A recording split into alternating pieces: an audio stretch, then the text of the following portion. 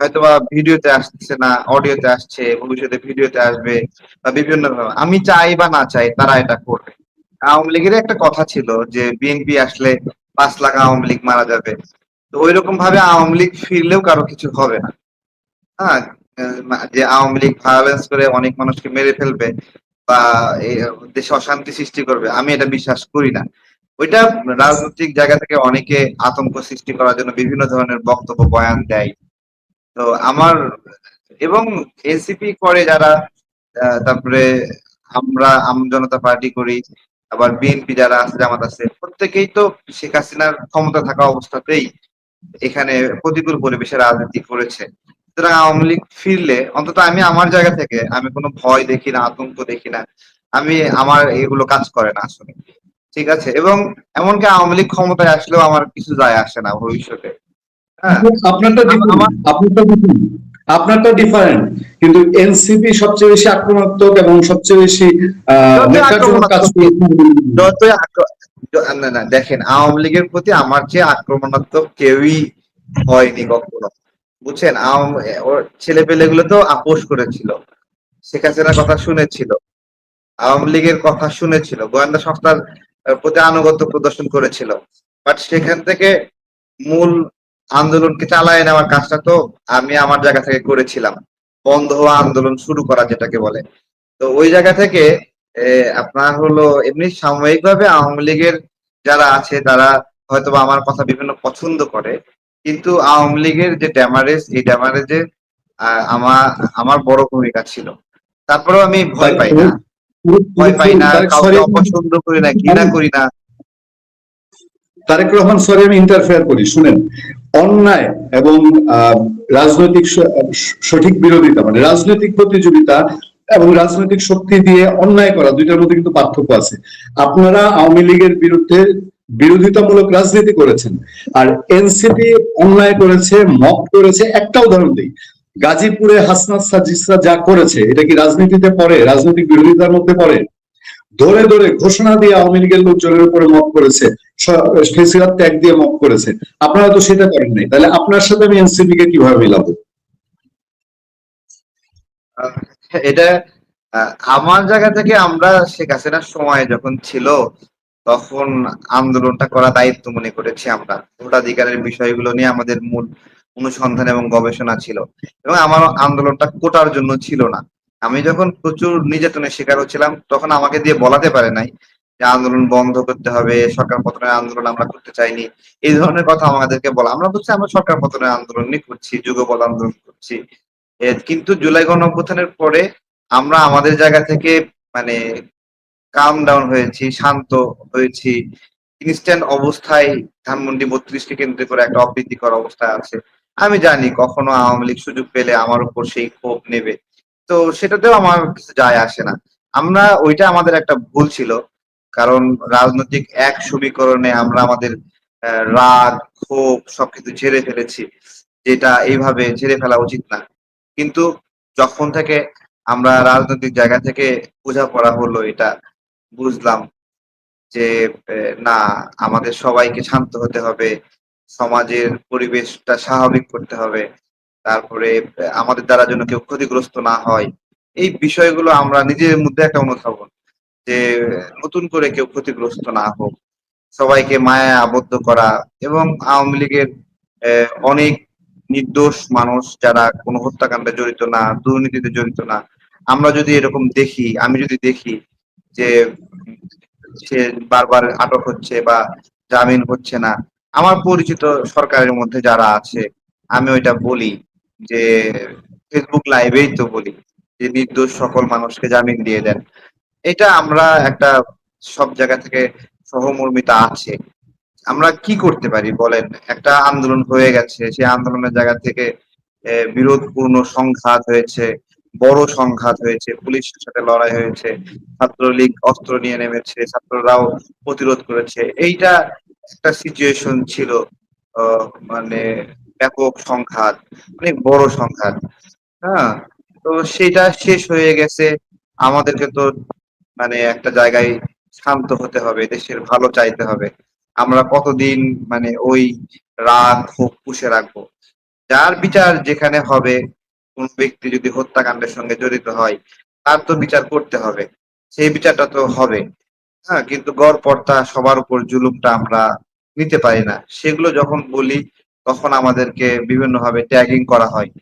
যে আমরা মনে হয় আওয়ামী লীগের পক্ষে বলছি। তো এই ট্যাগিংটা আমরা আগেও শিকার হয়েছি। আমাদেরকে ট্যাগ করা হয়েছে, এখনো ট্যাগ করছে। আসলে আমরা অ্যাক্টিভিস্ট মানুষ। যখন দেখি কেউ জুলুমের শিকার হচ্ছে, আমাদের জায়গা থেকে একটা কথা বলি যে, "এইটা আপনারা করেন না।" আমরা নিবৃত্ত করি। হ্যাঁ? ভোটাধিকার বলতে বিএনপির ভোটাধিকারের জন্য আমরা লড়াই করিনি। আমরা জামাতের ভোটাধিকারের লড়াই করিনি। আমরা একটা সাধারণ একটা জায়গা আছে। ওই জায়গাটাতে এখনো কথা বলি। বিভিন্ন জায়গাতে কথা বলি। তাতে অনেকে ইঙ্গিতপূর্ণভাবে অনেক কিছু মনে করে। আপনি যেটা বলতেছেন এনসিপির ছেলেপেলে ভাঙচুর করেছে বা মব সৃষ্টি করেছে। গাজীপুরে যে ঘটনা ঘটলো, গোপালগঞ্জে ঘটনাগুলো ঘটলো, এগুলো প্রয়োজন ছিল না। এবং এগুলো লড়াই না। জুলাই পরবর্তীতে যে মানুষ আক্রোশের শিকার হয়েছে জুলাইয়ের পরে, অনেক পরে এসে কাজী গ্রুপ যে পুড়ায় দেওয়া হয়েছে, এটা কোনো আন্দোলনের মধ্যে পড়ে না। এটা কোনো লড়াই না। এটা কোনো প্রতিবাদের অংশ না। হ্যাঁ? যারা পুড়েছে তারা ১০ টা মানুষকে চাকরি দেওয়ার সক্ষমতা রাখে না। জ্বালায় দেওয়া সহজ, পুড়ায় দেওয়া সহজ, কিন্তু গড়া অনেক কঠিন। হ্যাঁ? তো পারবে এখন নতুন করে একটা গাজী ফ্যাক্টরি তৈরি করতে, বেক্সিম গ্রুপ তৈরি করতে। এগুলো আন্দোলনের সময় আমরা আন্দোলন করছি। এনসিপির ছেলেপেলে আন্দোলন পরবর্তী সময়ে ডক্টর ইউনূসের ক্ষমতাকে সামনে রেখে যেই মবক্রেসি করেছে, মানুষের চাকরি কাইরা নিছে, মানুষের ব্যবসা বন্ধ করে দিছে। ৩৫৩ টা গার্মেন্টস বন্ধ হয়েছে ডক্টর ইউনূসের সময়ে। এগুলো তো কোনো কিছুই মিথ্যা না। এর একটা দীর্ঘ কনসিকুয়েন্স ৩৫৩ টা। দেখেন একটা দেশে ১৭ লাখ নারী যদি কর্মহীন হয়ে পড়ে, কারো ক্ষমতা আছে ১৭ লাখ নারীকে খাবার খাওয়াতে, তাদের বাড়ি ভাড়া দেওয়ার ক্ষমতা আছে। ২৪ লাখ মানুষ কর্ম হারিয়েছে। তার কারো ক্ষমতা আছে। তো জুলাইয়ের পরে এরকম না হলেও পারত। জুলাই আমরা আন্দোলন করেছি। আমি আমাকে যদি বলে জুলাই আন্দোলন কি ভুল ছিল? তো আমার লড়াই ভুল ছিল না। আমি আমার লড়াই সঠিক ছিল। বাংলাদেশের মানুষের লড়াই সঠিক ছিল। কিন্তু জুলাই পরবর্তীতে যারা অনেক, অনেক টাকা উপার্জনের জন্য মানুষের উপর জুলুম করছে, তাদের আন্দোলন আমাদের আন্দোলনটা একরকম না। আমি আপনাকে একটা কথা বলি। এই যে জুলাই আন্দোলনে অ মানে ৮০০ মানুষ নিহত হিসাব অনুযায়ী বলতেছে। ডক্টর ইউনূস একাই তো ৬৬৬ কোটি টাকা কর মানে ফাঁকি দিছে, তাই না? তাহলে প্রত্যেকটা বাচ্চাকে এটা তো একটা নথি হিসাব ৬৬৬ কোটি টাকা। ৫ বছরের জন্য কর ফাঁকি দিছে। তারপরে আরো কত এগুলো মিলায়ে অন্তত প্রত্যেকটা বাচ্চাকে ২ কোটি করে টাকা দেওয়া যেত। এই যে সকল পরিবার ক্ষতিগ্রস্ত হয়েছে সেটা কি করছে? যার যেরকম গুছায় নিয়ে চলে গেছে। আসিফ গুছাইলো, নাহিদ গুছাইলো। এমন গুছাইছে মানে আজীবন বসে থাকা খেলেও শেষ হবে না। তো যারা মারা গেছে তারা কিন্তু হারালোই। হ্যাঁ? আমি আমার পিঠে সারাক্ষণ চুলকায় যে জায়গাগুলোতে স্প্লিন্টার আছে না? খুব জ্বালা-পোড়া করে। বের করছে তারপরেও এগুলোর ভিতরে টুকরা, টুকরা রয়ে গেছে। বোঝা যায় যে একটা ইফেক্ট হচ্ছে, জ্বালা-পোড়া করতেছে। যে কোনদিন মানে আল্টিমেটলি কিউর হবে না। আমরা একটা ফিজিক্যালি জ্বালা যন্ত্রণা নিয়ে সারা জীবন থাকবো এভাবে। মাথায় যে কষ্টটা হয়, যে আঘাতটা পাইছি, ওইটা কোনদিন ভালো হবে না। এখনো অনেক বন্ধুর নাম মনে করতে পারি না। ইউনিভার্সিটি বন্ধুদের নাম কারো মনে নাই। 1% মনে আছে। স্কুল কলেজের 1% বন্ধু বান্ধবের নামও মনে নাই। এতটুকু আমরা সফট হয়েছি। আমাদেরকে অনেকে ভয় দেখায়। হ্যাঁ? বেসিক্যালি এখন জামাতিরা ভয় দেখায় যে আওয়ামী লীগ তোর ঘাড় মটকাবে এরকম। আমি মনে করি আমরা তো ঘাড় মটকানি খাওয়াই মানুষ। আমাদেরকে আরো যে কিছু করবে সমস্যা নাই। যেকোনো পরিস্থিতিতে ভয় পায় না। এমন বিএনপি কেও ভয় পায় না। জামাত কেউ ভয় পায় না। আমাদের অ্যাক্টিভিজমের জায়গাতে এই যে কাউকেই ভয় না পাওয়া, সবাই আমাদেরকে একটু দূরত্ব বজায় রাখে। বিএনপিও দূরত্ব বজায় রাখে। এমনি হাই হ্যালো করে, পছন্দ করে, সামনে থাকলে ডাক দেয়, কথা বলে বিভিন্ন জন। হ্যাঁ? কিন্তু আমাদের সাথে পুরাপুরি মিশে যাওয়া ওইটা মানে চায় না কখনো কেউ। হ্যাঁ? এমনকি এরকম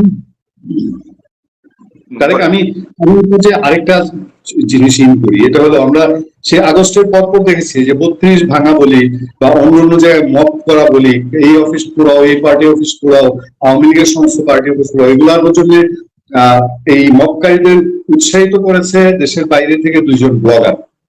এই ব্লগারদের উৎসাহ উদ্দীপনাতেই এই মতগুলো বেশি হয়েছে। আপনিও কি সে সময় তাদের দ্বারা প্রভাবিত হয়েছেন?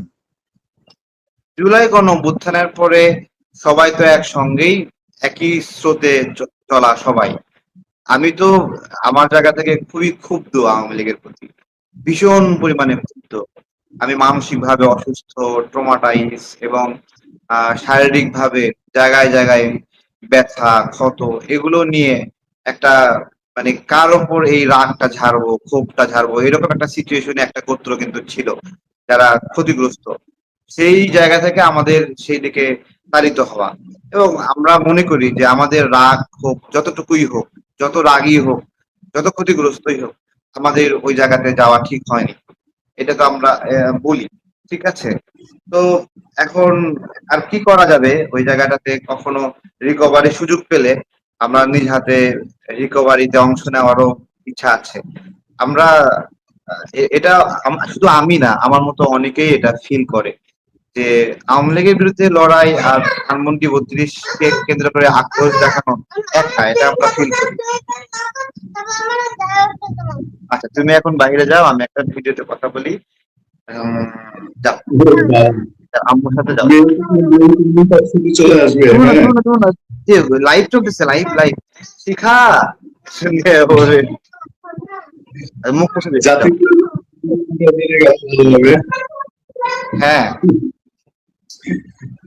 আচ্ছা তারেক, আমি আমি একসাথে আরো দুইটা প্রসঙ্গ তুলি। আমি এই বিষয়গুলো মূল বিষয়ে যাচ্ছি এখন। সেটা হলো, শেখ হাসিনা 5ই আগস্ট বক্তৃতা প্রেস কনফারেন্সে উপস্থিত ছিলেন ইন্ডিয়াতে, দিল্লিতে, এবং এটা নিয়ে বাংলাদেশ সরকার ঠেকানোর চেষ্টা করে ব্যর্থ হয়েছে। একসময় আর তারেক রহমানের বক্তব্য প্রচার হতে দিত না বাংলাদেশে। আপনার কি মনে হয় যে শেখ হাসিনার বক্তব্য প্রচার বন্ধ থাকা উচিত? Number one. নাম্বার টু হচ্ছে, দেখেন কতগুলো গুরুত্বপূর্ণ দৌড়াদৌড়ি, কূটনৈতিক দৌড়াদৌড়ি, কূটনৈতিক পাড়ায় বেদম ছোটাছুটি, কিছু কি ঘটতে চলেছে কিনা? এর কারণ হলো, আপনার সাজিও বাংলাদেশে আসলো, ট্যুরের আড়ালে নানান গুঞ্জন ছিল যে আওয়ামী লীগের সঙ্গে মিটিং করে কিনা, জামাত জাতীয় পার্টির সঙ্গে মিটিং করে কিনা। ইন্ডিয়ায় গিয়ে তিনি অজিত দোভালের সঙ্গে মিটিং করছেন। আবার দীনেশ ত্রিবেদী স্বরাষ্ট্রমন্ত্রী, জ্বালানি মন্ত্রী, প্রধানমন্ত্রী, প্রধানমন্ত্রীর পররাষ্ট্র উপদেষ্টা মিটিং করে, সাথে সাথে উড়াল দিয়ে গিয়ে নরেন্দ্র মোদীর সঙ্গে মিটিং করছেন। এই পুরো বিষয়গুলো আমি শেখ একটু এটা নিয়ে হাসিনা। বলছি। হ্যাঁ, ভারত বাংলাদেশের যে সোশ্যালাইজেশন, এটা ভেঙে গিয়েছে, এবং ভারত এখন সেটা সোশ্যালাইজ করার চেষ্টা করছে, খাপ খাওয়ানোর চেষ্টা করছে। একটা একটা ব্রেক ইভেন পয়েন্ট দাঁড় করা গেছে, যার পর থেকে সম্পর্কটা ব্রেক হয়ে গেছে। তো এটা হলো একটা বিষয়, তারা সোশ্যালাইজ করার চেষ্টা করছে মোদির সঙ্গে, তারেক রহমান আমাদের মাননীয় প্রধানমন্ত্রী, এবং আহ, এটা একটা মেরামতের চেষ্টা করে, তারা একটা মেরামতের চেষ্টা করছে, এবং তাদেরকে অনেক আন্তরিক দেখা যাচ্ছে এখন, নমনীয় দেখা যাচ্ছে। এটা আমরা সামগ্রিক ভাবে বিভিন্ন বয়ান, স্টেটমেন্ট, কথাবার্তা এগুলো বুঝি। এর আরো ইফেক্ট আছে, যেমন এখন কিন্তু সীমান্তের নাগরিক হত্যার রেটটা অনেক কম। হ্যাঁ, মানে ওই তীব্রতা না, আমরা যে 2 দিন পর পরই শুনতাম আর প্রতিবাদ করতাম, সেই জায়গাটাতে ছোট হয়ে আসছে কিছুটা। হ্যাঁ, তো এইটা বাংলাদেশ গভর্নমেন্টের একটা দৃঢ়চিত্ত একটা পজিশনিং, যেই সময়টাতে ভারত এই ধরনের অকারেন্স করার ক্ষেত্রে ভাবছে যে এটা হওয়া যাবে না। তো এইটা কন্টিনিউ থাকা উচিত সম্মানের সাথে।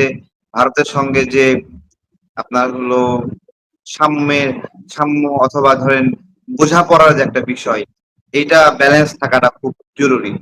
এবার আসেন শেখ হাসিনার বিষয়ে, যে শেখ হাসিনা বক্তব্য দিচ্ছে এটা ঠিক কিনা। প্রথমত আমি ঠিক বলি বা না না বলি, তারা তাদের রাজনৈতিক কার্যক্রম করে যাবে, এটা হলো একটা বাস্তবতা। হ্যাঁ, হয়তোবা ভিডিওতে আসছে না, অডিওতে আসছে, ভবিষ্যতে ভিডিওতে আসবে বা বিভিন্ন আমি চাই বা না চাই তারা এটা করবে। এবং আপনার হলো যদি এভাবে জিজ্ঞাসা করেন যে এটার সীমা কতটুকু, এটার সীমা আমরা ইতিহাস থেকে নিতে পারি। 1975 সালে বঙ্গবন্ধু যখন সপরিবারে নিহত হলেন, এর পরিবর্তে উনি একটা আইসোলেটেড জীবন যাপন করেছিলেন দীর্ঘদিন, বাংলাদেশে আসেননি, এবং নির্দিষ্ট সময় পর তিনি বাংলাদেশে এসেছিলেন। তো এই 2024-এর ঘটনাও তার চেয়ে কম কিছু না। এবং তিনি ওই আইসোলেটেড অভ্যস্ত, এই ধরনের পরিবেশ খাপ খাওয়াইতে অভ্যস্ত। তো সেইভাবেই 1975 সালের মতো একটা নির্দিষ্ট সময়ের জন্য উনি আইসোলেট থাকবেন। খুব দ্রুত তড়িঘড়ি করে বাংলাদেশে আসার মতো পরিস্থিতি আছে বলে আমার মনে হয় না। এমনকি বাংলাদেশের রাজনৈতিক দলগুলো যে বলছে না যে বাংলাদেশে নিয়ে আসবে তাকে, নাহিদ বলতেছে আসলেই ফাঁসি দিবে, বিভিন্ন ধরনের কথা বলছে।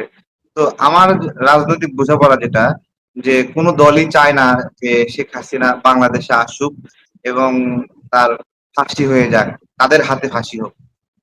এটা এটা এটা আমার একটা বোঝাপড়া যে এই ধরনের ইচ্ছা কেউই রাখে না। এই ধরনের ইচ্ছা বিএনপিও রাখে না বলে আমার মনে হয়।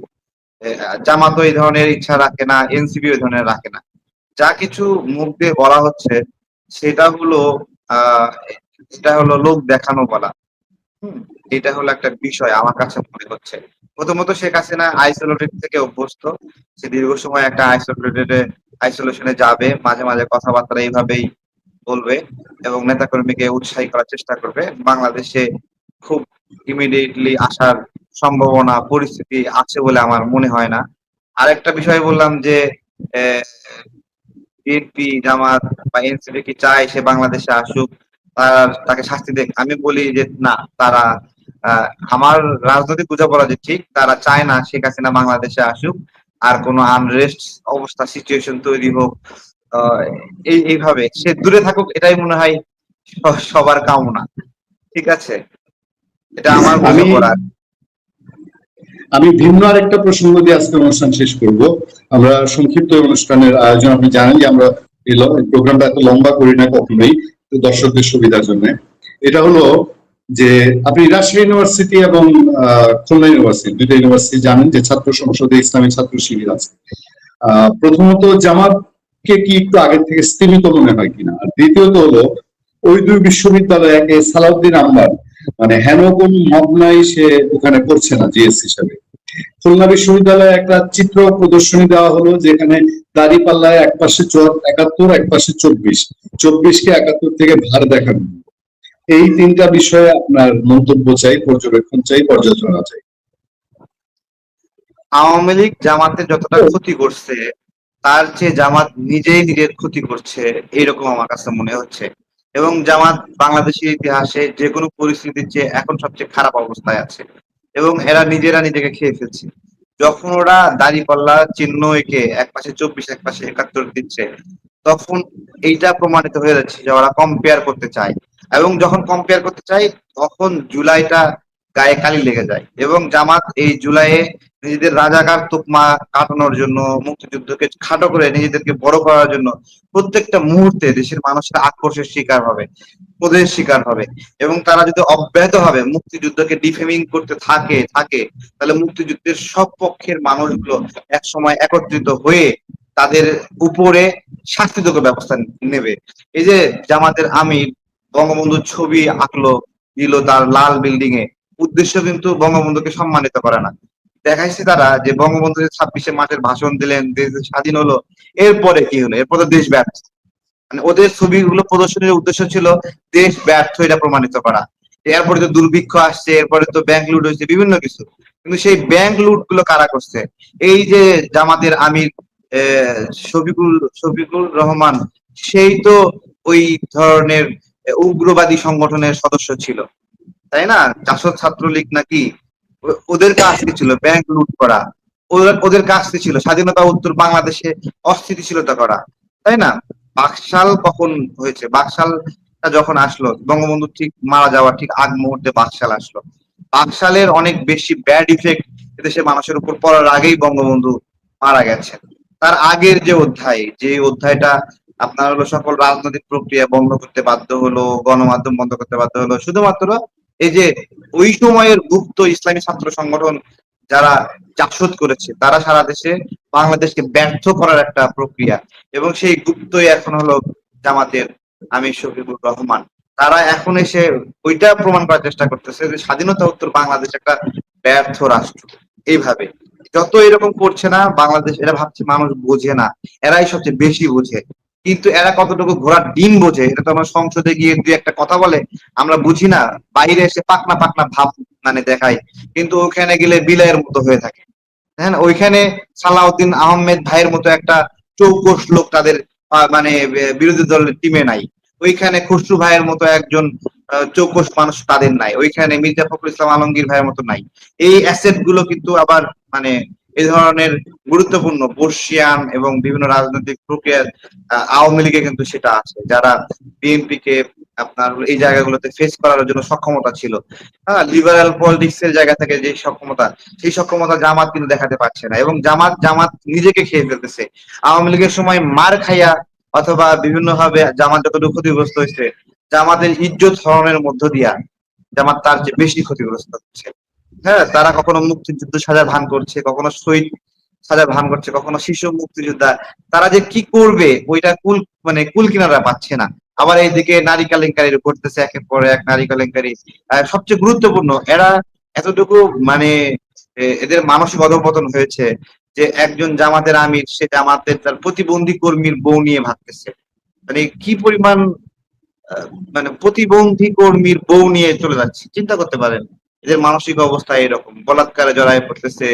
তারপরে এক এক নেতা আরেক নেতার বউ নিয়ে যাচ্ছে সামগ্রিক ভাবে।